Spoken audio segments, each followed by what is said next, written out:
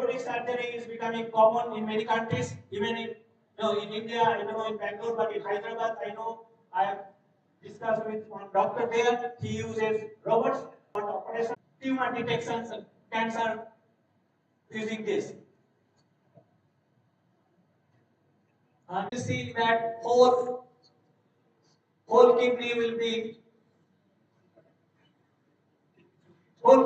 green.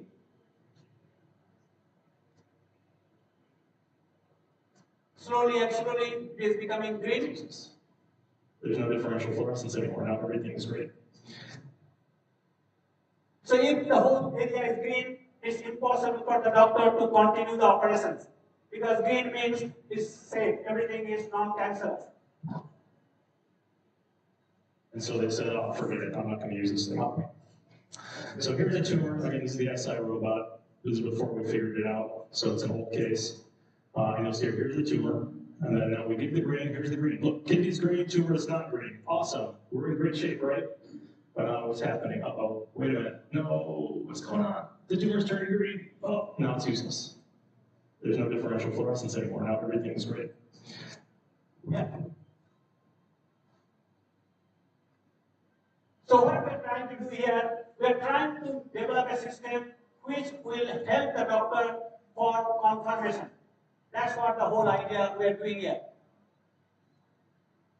So we have used the method CNN, convolutional neural network, as well as deep learning technique. So you get the data, get the image from the camera. That's your like you can think of the camera sensor, but then you do the image analysis, and at the end you tell the doctor yes it is cancerous or it's not cancerous. Now, if you do research in the area of healthcare, especially involving human, ethics approval is a biggest hindrance in many countries, also in India. So this is a problem that when we are working with the doctor will not give us the database.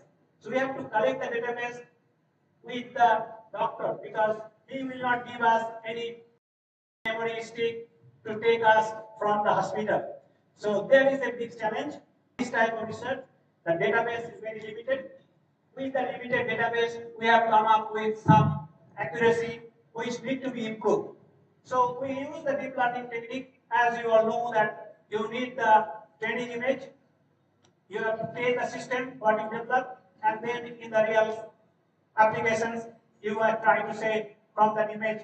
And another important thing, this is actually video, but you are doing with your still image.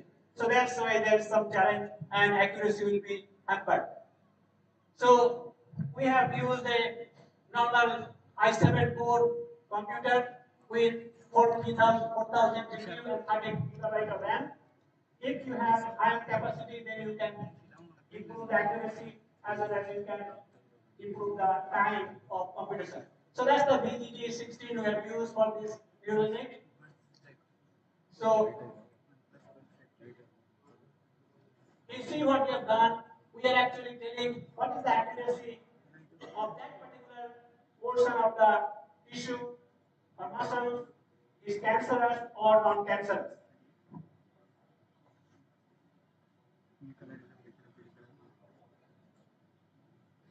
If the image is very clear, then you can actually get better accuracy. But sometimes in this type of applications, you will find that there are lots of blur. So it's very difficult to actually get the very good image.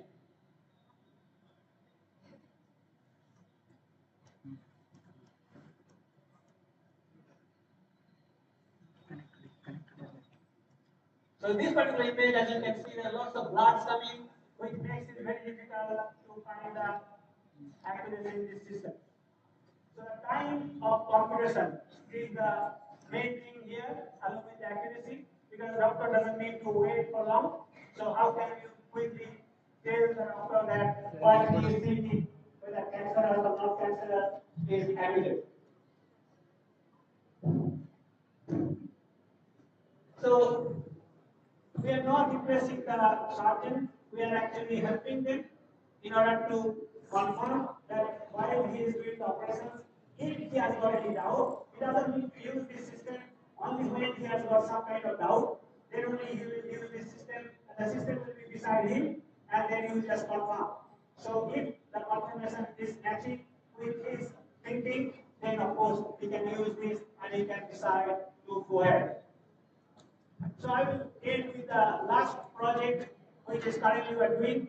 This is very important for many people who are suffering from back pain. This is called lumbar interbody fusion to address the back pain. So when people suffer from back pain, especially in the region of L3, L4, and L5 region, so sometimes the pain is unbearable. Then they go to doctor, the spine specialist. Of course, the spine specialist can give a lot of advice, but if the situation is really, really bad and the person need to get operated, then of course the spine specialist can do operation. I do not know what is the cost of that operation in India, but in Australia, the cost of this operation is around 75,000 Australian dollar. So it is a big money of like 40 lakhs rupees. It is not that after the operation person will be saved. There are lots of issues. In fact, the spine specialist told me that it is better not to have the operation. But still, some people are not able to stand up. They actually have to have operation. Now, as you can see, that operation actually what the operation does, we have the L4, L5, L3. So between that, we got the disc. In the disc area, they cut the disc and they apply a interbody cage. So it's a metallic cage made of titanium. They apply the interbody cage and then they fix it, the L4, L5, L3 region with the help of structure and screws. Now, when the operation is done, person is lying on the operation theater on the bed. So it's like a 90-degree shift of our normal posture. And at that time, doctor sees everything where the person is lying down. So doctor thinks that everything is done perfect. Of course, after 2 days, the person goes to home. But then when the person stands up, then the screw may be aligning itself. The screw might have a lot of pressure, screw might break, screw might bend. So lots of issues the doctor faces. There is no way the doctor knows what is the problem.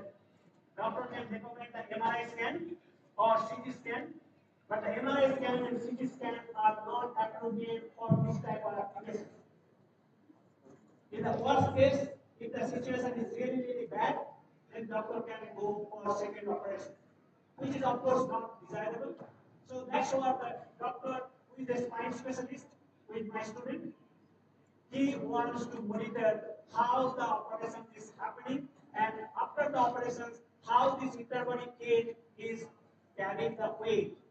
So if you think of that, when we have a structure, normal house built, we make the cement mixed with sand and other things. There's a jelly type of things. So that jelly type of things become solid. So it takes certain time. Exactly the same thing happened here. Interbody cage, initially jelly type, and that cage becomes solid. So initially it will not have any weight, carrying any weight, but then you expect that it will carry the maximum weight or all the weight of the human body.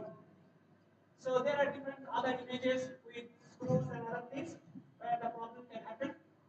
So whole idea of this is to know the weight, how the weight is carried by the interbody cage and the spine structure with time. How do you monitor that? And that's what we came up with the idea whether sensor can be introduced in the spine, in the interbody cage, and the sensor can tell us sensors is not very good enough. We have developed our own sensors, which is flexible material-based sensors, and which the down figure you see, which is very small, and which is because it's a flexible material, it is very easy to inside the interbody cage. So these are some of the electronics what you see. Right now, we are not able to make the wireless system. We have made the wire-based system, and the wireless system is the next stage. So at this stage, what we have seen that the simulation result is pretty good, and then the experimental result of using this type of sensors, they actually within the simulated environment. Simulated environment gives us using finite element method what is the maximum space and minimum space, and our experimental result come in between. So these are the sum of the result of the preliminary experiment. So we made the fusion at the early stage, and with time it becomes the solid fusion. So how the weight is carried out by the intermediate case during the early stage of the fusion and in the solid stage of the fusion. So that's the sensors we have fabricated. And last year we actually applied for a patent of these sensors, which is quite useful. So a lot of work to be done for these sensors. One of the applications which we find is the powering the sensors. So if you think of a normal human being, from the back side of the human being to the spine, it can be like 6 to 8 centimeters. For many persons, it can go as high as 10 centimeters. So providing wireless power from the outside to the sensors, this is a big challenge. The efficiency goes very low as less than 1%. So that's the big challenge. How can you actually provide wireless power for the operation of the sensor? And then once you provide the power to the sensor is sending you the signal back. How do you actually analyze that to know about the distribution of the forces inside the body? That's the things we are now working on. And next year there is a plan that it will be applied to animal.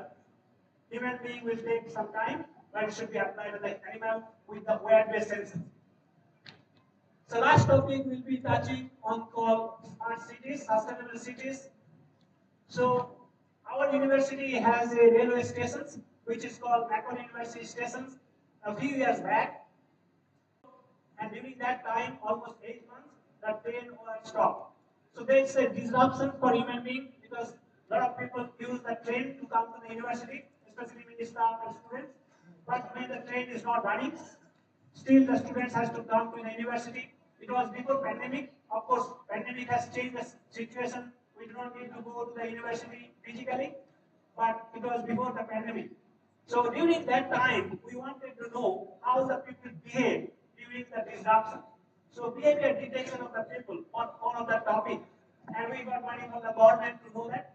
So what we did, we want to know that how the students and staff and researchers they come to the university in different mode, either by walking or coming by bus, coming by car, coming by different other convents because trains are not running. So that was the purpose of this project. So my part was that how do you determine the people are coming by walking? So the pedestrian counting. So we developed sensors to determine how many people through different roads are coming to the university. So of course we can determine with different methods as we have listed here, the piezoelectric sensors or camera or RFID sensors or Wi-Fi readers, but there are some privacy issues involved. In some situations, privacy issue cannot allow you to use technology. So later on, addressing those issues, we realized that PIR sensors, passive infrared sensor, will be the ideal choice for these applications, which will count, which will not give us the details of the persons. So that's what we developed. So low cost, detectability, and low power, these are the requirements for us.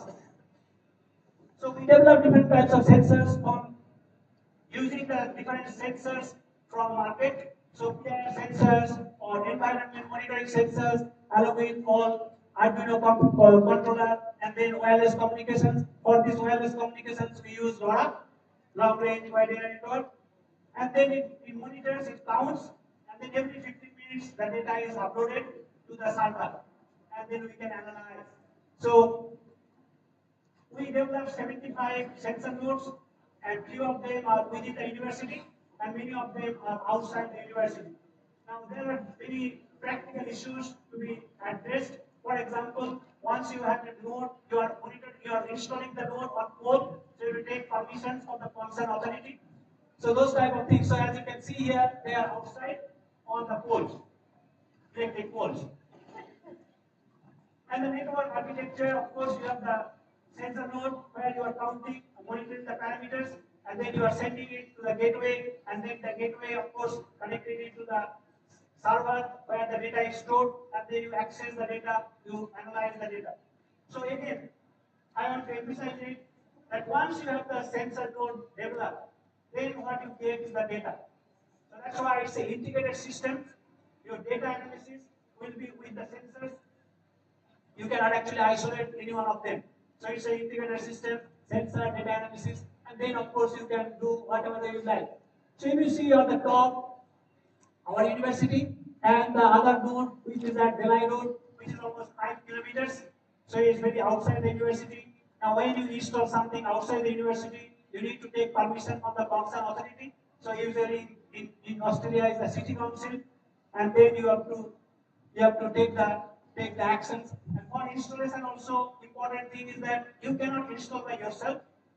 You have to use the concerned company who will be doing it the night time, considering from the human safety. And then once you have got the data, you can analyze the data, so you can actually verify. And one of the important things, you can know that where are your people, on certain day of the certain time of the day. So you can, different other things. So interesting observation is that, as you all know, that we had the pandemic, and especially on 2020 and 2021, there was a time where it was complete lockdown, so people are not able to go out. So this shows that during the lockdown, number of people on the road are very, very less. But interesting thing, if you see the left-hand side, people actually go out during the night time because there is no police, there is no someone available to see. So that is a very good, interesting observations of the human behavior. And then you can actually visualize the data using any kind of board, either it's a phone, smartphone, or different other computer, laptop, or so on. So with that, I will actually stop here. I will conclude that in my lab, we develop different types of sensors. If sometimes the sensor is available in the market, we make sensing systems. We also fabricate sensors for different applications. Once you have developed the sensors, you make it integrated system using interfacing electronics and your embedded processor and wireless communication. So wireless communications depends on what type of communication you want to use, whether you use Wi-Fi or LoRa or some other technique. Earlier days we used to also use Zigbee, and then your data is on the server, and then you analyze the data. But in some applications, you may actually put your data onto the server, which is actually owned by some business company. So, for example, this is smart city monitoring, because we are actually uploading the data to a server which is outside our university. Then you have to access the data with special permission. So you are generating your own data, but you are giving it to someone, and then you have to get permissions from them. So there are different challenges on real-life applications, but that's the way digital and sensors are very, very important for our day-to-day life, and we need to monitor. Once we monitor, then only we can think of what action we need to take for making it better, our life, our things in society. With that, I will stop here, and I'll be happy to take any questions or comments from you. Thank you very much.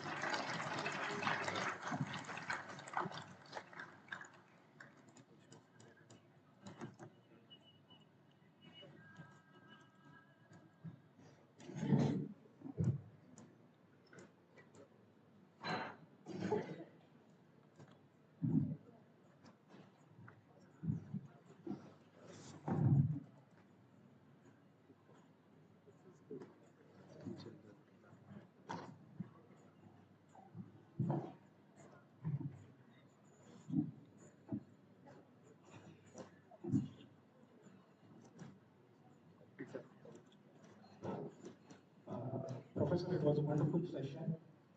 So plenty of areas under your field that you covered. So I do have a question about the fabrication challenges. So what are the different fabrication challenges that you have came across while working on the sensors? I mean, it's like open-ended problem. So it depends on what project we are involved with.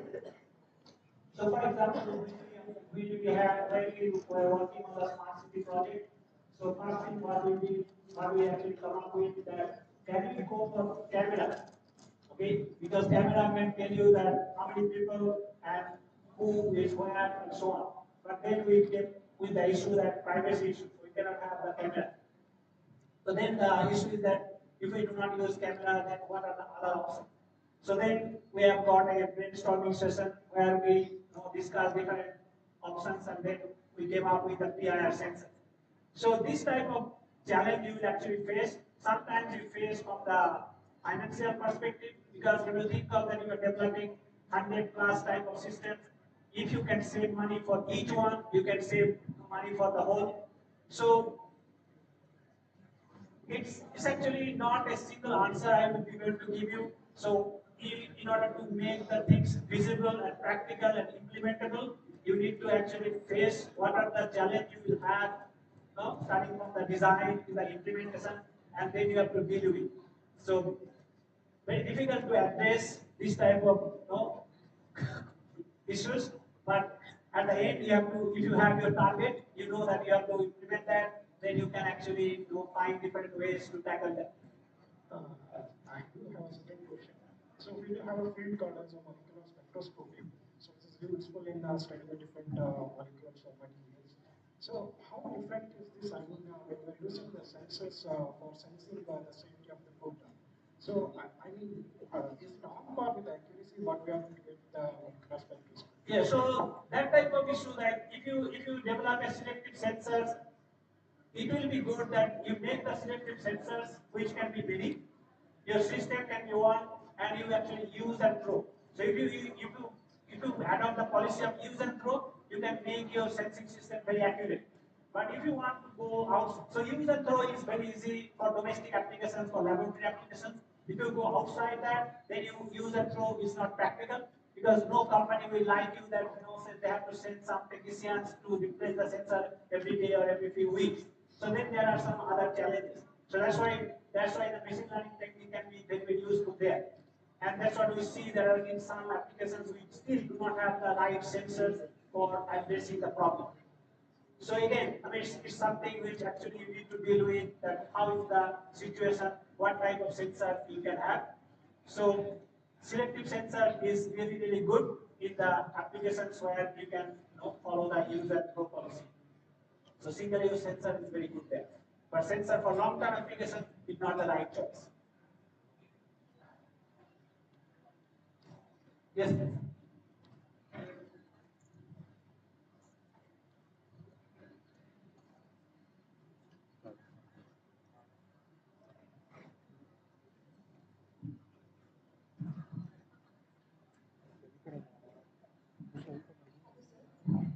So, this is the question regarding the sensor that you have used for tumor detection. The sensor what you have used, is it at the cell level?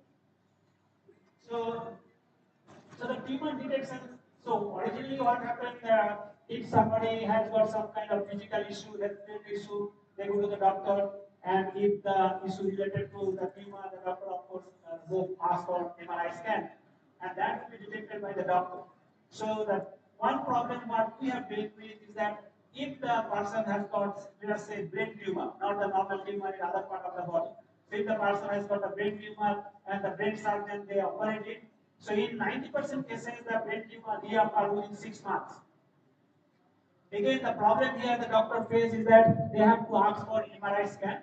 Now, MRI scan is basically, as you all know, that MRI scan is a 2D image, and the tumor has to be detected by the doctor. Of course, these days there are some artificial techniques coming which has to be making it better detection, but still the tumor needs to be a little bit bigger. So when the tumor grows and making the size bigger, which is observable by the doctor or by any kind of detection system, which is a long process of 3-4 weeks to a month. So what we are trying to do here is that can we actually use the blood samples of the patient to detect whether the tumor is growing? So it's important thing to know what is the biomarker and make our sensor selective to that particular biomarker. So that's what we are doing here, that using the blood. Now blood is easily accessible because when the person has tumor doctor operates, they collect the blood every day. So we can use the blood samples to know whether that type of particular biomarker is actually growing in the person's blood. That tells us that person is having the tumor. So it can be detected at early stage. That is what the question was regarding the biomarker because with tumor detection, typically you have to go for microscopic. Yes, you are not eliminating anything. You are not eliminating anything. So whatever the system exists, they are all happening, but it is coming an extra to help the doctor for this type of system. What we are doing is not replacing anything. We are not replacing, we are not changing anything, all the system exists, but because there are certain problems with this kind of current existing system, you are developing something which actually helping the doctor.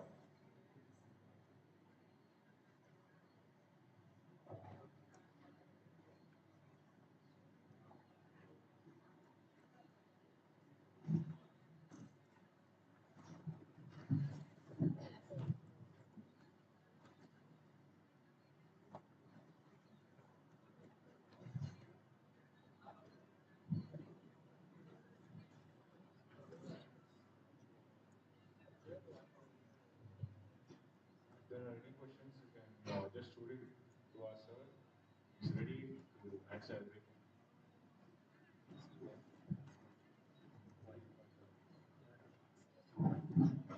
Sir, you are telling about the smart homes and smart cities. So already we have so much of data available, and we are trying to handle it using big data analytical tools and all. So why you want to again generate so much of data of individual? That is the first question. And what about the data securities if we have smart homes and cities? So you have got two questions. Yeah, you have got two questions. One is that why do we need the sensors? Of course, if you have big data, you do not know that you are actually talking of the Mandia, your data is coming from maybe Mysore, which is not Mandia, isn't it? So you need to have the data from Mandia to take the actions of the Mandia situation. So you always need the real-time data to address the problem. You get me first question? So if you have data somewhere, will not give you the answer. The data has to come from the place where you want to address the issue. So real-time data is must for doing anything. Second thing is that the data security is a real challenge. If you put your data on the cloud, everybody has the right to access the data. Even though we say that it will be secure access, but security is something which actually depends on the how smart the person is. The person who hacks the data, they are smarter than us. So you cannot prevent them, but what you can do is to make the system much more robust and secure. So there is always a challenge between the hacker and the security designer. Who will win the race? Most of the time you see that someday hackers are winning and the data is exposed. So that's the one happening at the moment. So we live in Australia where 25 million of people, but 10.5 million people, they actually lost their data because we had a company called Optus, their database was hacked. That's the reality.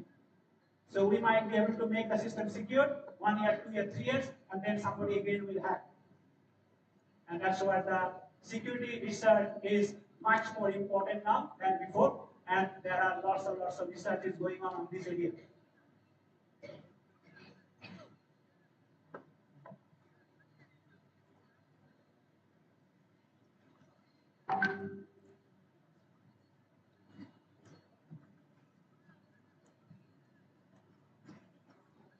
Anyone has got any other questions or comment? And if you have anything you are not able to ask, you please send me an email with your query. I'll be happy to answer. I guess we are done with the questions, sir. But I have a simple question, a silly question. So if there's a cricket match between India and Australia, which team will you support?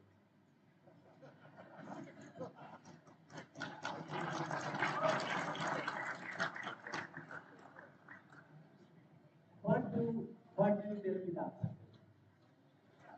Sir, will you use engineering techniques like AI and predict the most favorable team to win?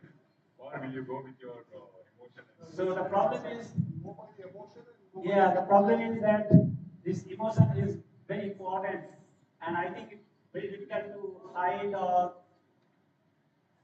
not to have the real emotion. So it's sometimes difficult, but I actually go for India.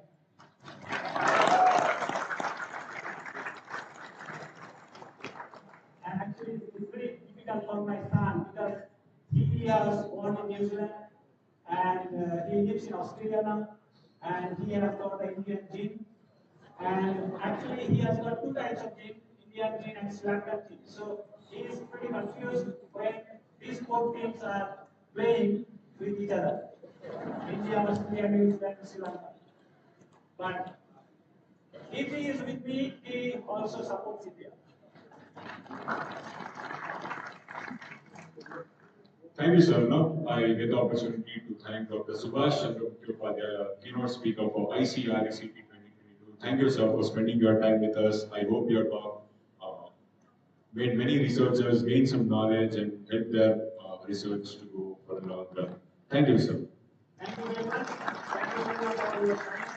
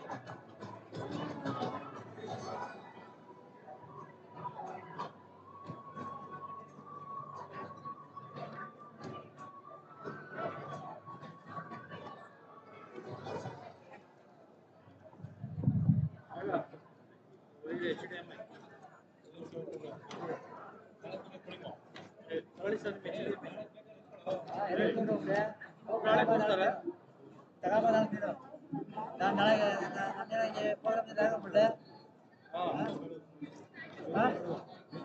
ಏನು ಬೇಕು ಬಿಡ್ವಾ ಹಾಂ ಬ್ಯಾಡ್ದಾರ ಹೋಗು ಬ್ಯಾಡ್ದಾರ ಹೋಗು ಬ್ಯಾಡ್ದಾರ ಹೋಗು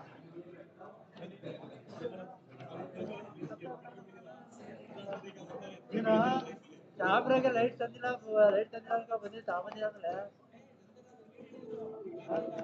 ಇನ್ಯಾರ್ದು ಲೈಟಿಂದ ಬಂತು light ಹಾಕಿ ಬನ್ನಿ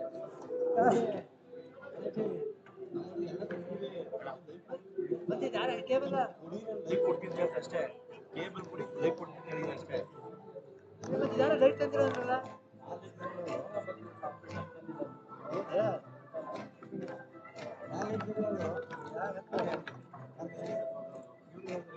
ನನಗೆ ಲೈಟ್ ಹಾಕ್ತಪ್ಪ ಲೈಟ್ ಹಾಕ್ತಾರೆ ಲೈಟ್ ನಾನು ಎಲ್ಲ ನೀನು ತಿಳ್ಕೊಂಡೆ ಇನ್ನೊಂದು ನೋಡು ಇನ್ನೊಂದು ಮೈಕ್ ಕೊಡು ಅಲ್ಲೇ ಇನ್ನೊಂದು ಸ್ಟ್ರೀಮಿಂಗ್ ಆಫ್ ಮಾಡ್ಲಾ ಇನ್ನೊಂದು ಐತೆ ನೋಡು ಟೇಬಲ್ ಐತೆ ನೋಡು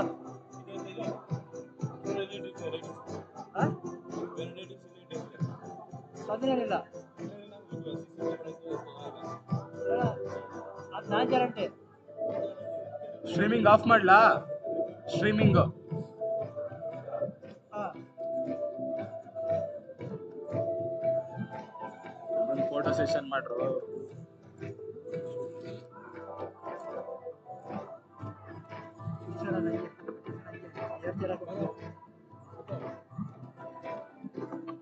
ಹಂಗೆ ಊಟ ಮಾಡ್ಕೋಗ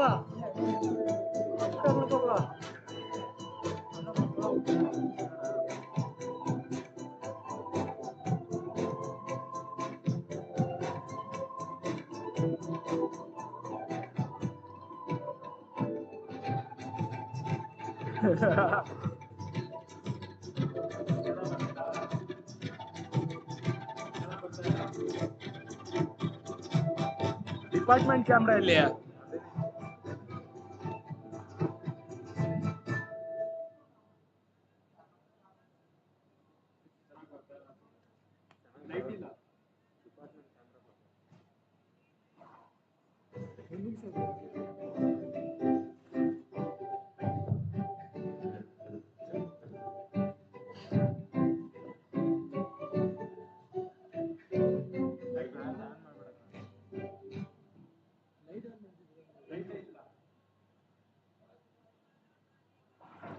ಫ್ಲಾಶ್ ಇದು ಲಕ್ಷ ಹೇಳು ಹಾ ಹುಡಿಕ ತಗೋದ್ರಾ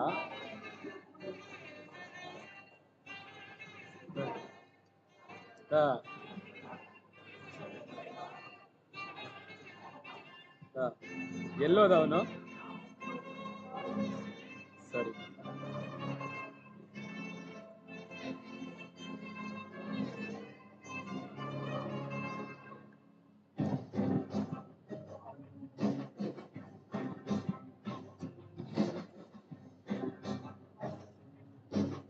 ಲೋ ಎಕ್ಸಿಟ್ ಮಾಡ್ಲಾ ಇದನ್ನ OBS ನ ಲೋ ನಿತಿನ್ ಹಾ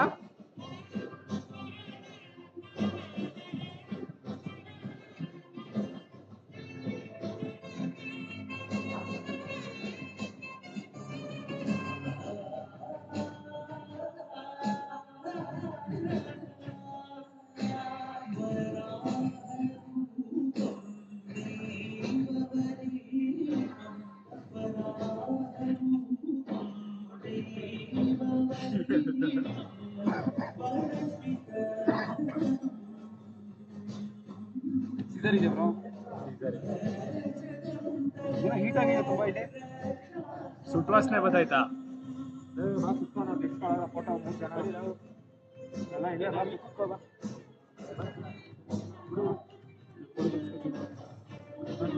ಈ ತರ ತೆಗಿಯುವಂತ ಸ್ವಲ್ಪ ಫೋಟೋ ತೆಗೆಸ್ಕೊಬಿಡ್ತೀನಿ. ವೈರಲ್ ಹಂಗೆ ಇರಲಿ. ವೈರಲ್ ಹಂಗೆ ಇರಲಿ. ಇಲ್ಲಿ ಆಡಿಟೋರಿಯಂ ತೆಗಿಬೇಡ.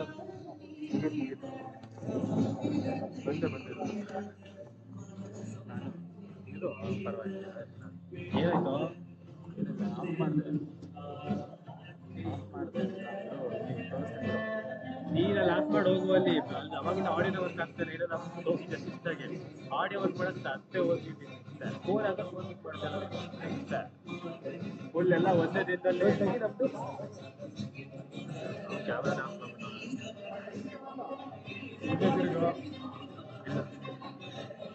ಸಿಗಲ್ಲ ಕಣ ಫೋಟೋ.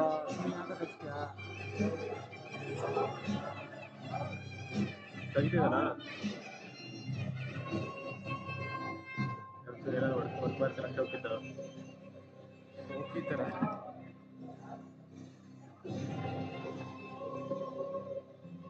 ಅಚ್ಚಿಪ್ ಯಾರು ಗೊತ್ತಿಲ್ಲ ಬ್ರೋ. ಇವಾಗ ಹಿಂದೆ ಒಂದು ನಮ್ ಕೊಡೋದ.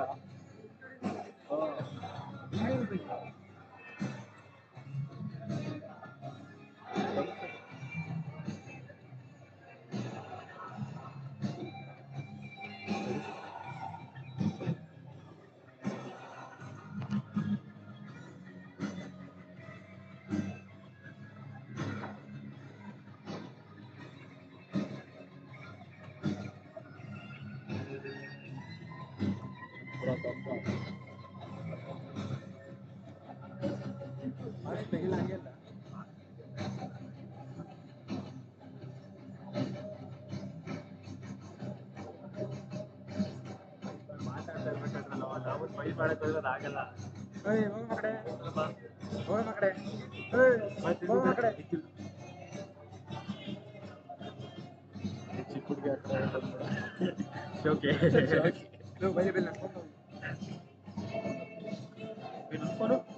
ಫೋನ್ ಇದೆ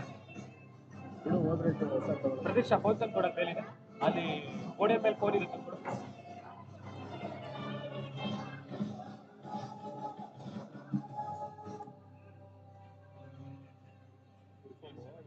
ಫೋನ್ ಇಲ್ವಾ ಸರ್? ಒಂದು 15-20 ಮೆಂಬರ್ಸ್ ಅಷ್ಟೇ ಸರ್. ಫೋನ್ ಮಾಡು ನನ್ನ ಮೊಬೈಲ್ಗೆ. ಅಲ್ಲಿ ಇಲ್ವಾ? ಅಲ್ಲಿ ನೋಡು ಒಳಗೆ.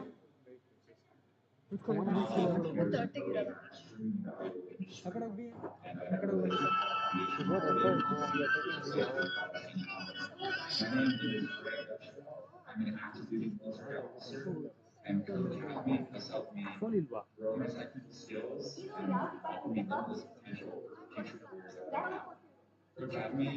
ಫೋನೇ ಸಿಗ್ತಾ ಇಲ್ಲ ನಂದು. ಫೋನ್ ಇಲ್ಲ ಬ್ಲೂಟೂತ್ ಇಂದ ದೂರ ಇದೆ.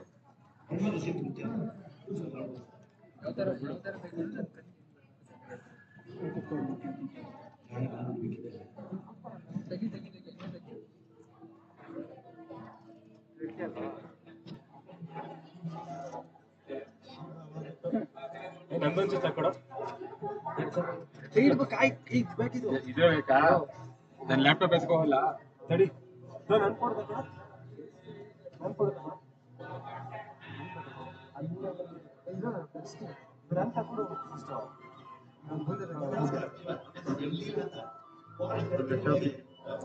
ಮೂರಂಗಲ್ ತಗೊಡು. ಏನು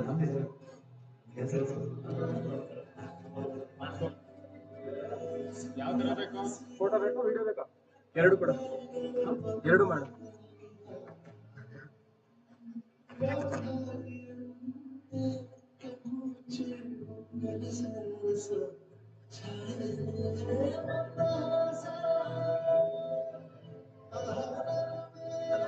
ಕನೆಕ್ಷನ್ ತೆಗೆದ್ಬಿಟ್ಟಿದ್ದಾನೆ.